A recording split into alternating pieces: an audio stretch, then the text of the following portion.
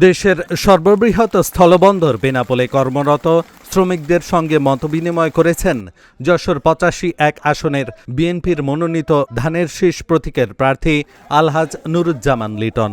রোববার সকাল ১০টায় বেনাপোল স্থলবন্দরে আয়োজিত এ আলোচনা সভায় তিনি শ্রমিকদের বিভিন্ন সমস্যা, দাবি ও সম্ভাবনার কথা শোনেন। মতবিনিময়কালে আলহাজ নুরুজ্জামান লিটন বলেন, বেনাপোল স্থলবন্দরে বর্তমানে ৫,০০০-এর বেশি শ্রমিক কর্মরত থাকলেও তাদের জন্য কোনো আধুনিক চিকিৎসার সুবিধা নেই। আগামী ১২ই ফেব্রুয়ারি নির্বাচনের পর তিনি এমপি নির্বাচিত হতে পারলে বেনাপোল এলাকায় সর্বপ্রথম শ্রমিকদের জন্য একটি আধুনিক মানের হাসপাতাল নির্মাণ করা হবে। আলোচনায় উপস্থিত ছিলেন বেনাপোল ৯২৫ শ্রমিক ইউনিয়নের ভারপ্রাপ্ত সভাপতি তৈবিবুর রহমান এবং সাধারণ সম্পাদক শহীদ আলী সহ ইউনিয়নের নেতৃবৃন্দ। এছাড়া তিনি শ্রমিকদের জীবনমান উন্নয়নে নির্দিষ্ট বেতনের আওতায় শ্রমিকদের বেতনভুক্ত ব্যবস্থা চালুর আশ্বাস দেন। আমার খুব কাছের ভাইরা সবাই কেমন আছে? আলহামদুলিল্লাহ। আজকে ৯২৫, তাই তো?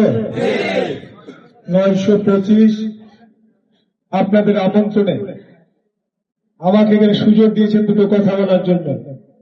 এই জন্য আপনাদের কাছে আমি কৃতজ্ঞ এবং আপনাদেরকে ধন্যবাদ জানাই। আজকে আপনাদের এখানে আপনাদের ইউনিয়নের সভাপতি, ভারপ্রাপ্ত সভাপতি তৌবিবুর রহমান উপস্থিত রয়েছেন, সাধারণ সম্পাদক শহীদ ইসলাম শহীদ উপস্থিত রয়েছেন, আমাদের কাশেম সাহেব উপস্থিত রয়েছেন, তারপরে আমাদের পৌর বিএনপির ভাইস প্রেসিডেন্ট মালিক ভাই উপস্থিত রয়েছেন, আমাদের ছাত্র দলের সভাপতি আলী উপস্থিত রয়েছেন, ডাক্তার ইদ্রিস আলী, আমাদের কামরুজ্জামান উপস্থিত রয়েছেন। ৫ তারিখের পরে আপনাদের কথা চিন্তা করে 2 দিনের ভিতরে কোর্টটা খুলে দিয়েছিলাম, মনে আছে আপনাদের? হ্যাঁ, আমি নিজে কোর্টের চেয়ারম্যানের সাথে কথা বলেছি, ডাইরেক্টরের সাথে কথা বলেছি, কাস্টমসের কর্মকর্তা ওনার সাথে কথা বলেছি, আমি বেনাপোলে কাস্টমসের সাথে কথা বলেছি, আমি দায়িত্ব নিয়েছি আমাদের পৌর নেতৃবৃন্দের সাথে নিয়ে। আমি সবসময় আপনাদের প্রতি দুর্বল একটা কাজ, আজকে আমি যে জায়গায় দাঁড়িয়ে আছি আমার ব্যবসাটা হচ্ছে সিএনএর ব্যবসা। আপনাদের আমার এই দাঁড়িয়ে থাকার পিছনে আপনাদের অনেক অবদান। আমার যে মালটা যায় সেই মালটা আপনার পরিশ্রমের মধ্য দিয়ে ঢাকায় যায়। আমি মনে করি যে আপনি আমার এই ব্যবসার একটা অংশীদার।